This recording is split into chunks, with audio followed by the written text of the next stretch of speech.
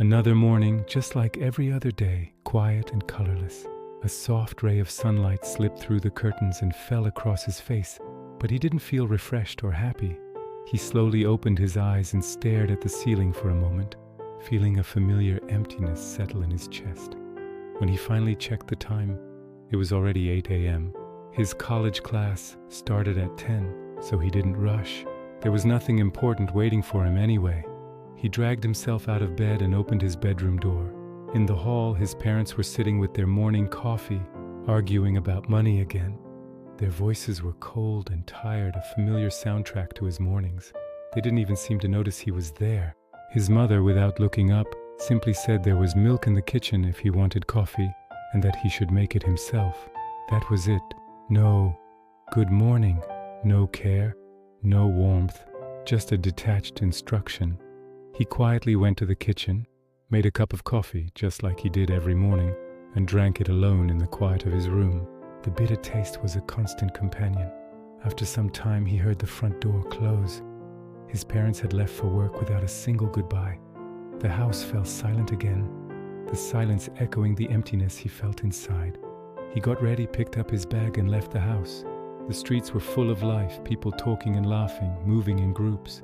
But he walked alone, with his head down, feeling like an invisible ghost drifting through a world he didn't belong to.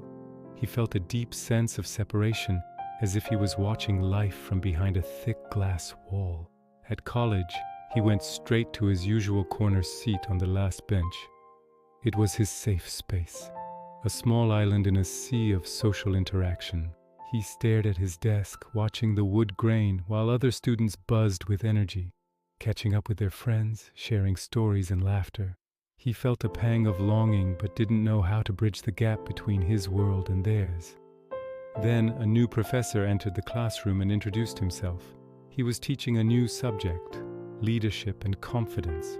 The professor explained that starting from the next class, he would be randomly calling on students to give a short speech in front of everyone. Hearing this, a cold wave of fear washed over him.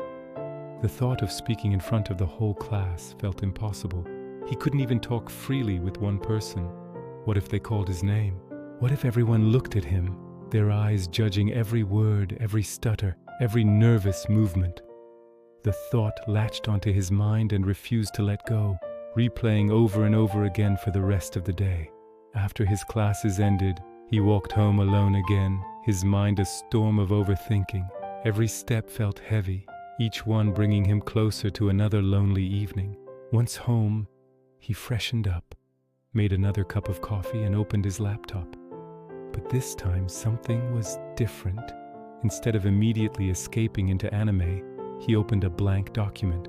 He tried to prepare a small speech, typing a few lines slowly, carefully choosing his words. He hoped that maybe, just maybe, if he prepared, it might help him feel a little less scared. It was a tiny act of defiance against his own fear.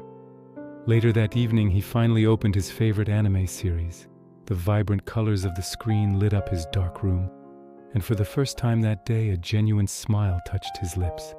In that world of heroes, adventure, and unbreakable bonds, he didn't feel lonely.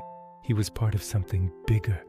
Hours passed, episode after episode, as he lost himself in stories that felt more real and comforting than his own.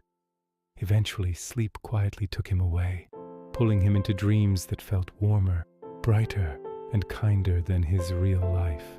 He found solace in fiction, a temporary balm for a wound he didn't know how to heal. This story might resonate with many of you who felt alone in a crowded room or found comfort in worlds beyond our own. It's okay to feel this way, and it's okay to have a safe space, whether it's in books, games, or anime. But remember, if the feelings of loneliness and anxiety become overwhelming, reaching out is a sign of strength, not weakness. Talking to a friend, a family member, or a professional can make a world of difference. There are people who want to listen and help you find your own voice, in your own time. You are not alone in this journey. Thanks so much for watching and for being part of this community. If this story touched you, please consider liking the video and subscribing for more content like this. Take care of yourselves.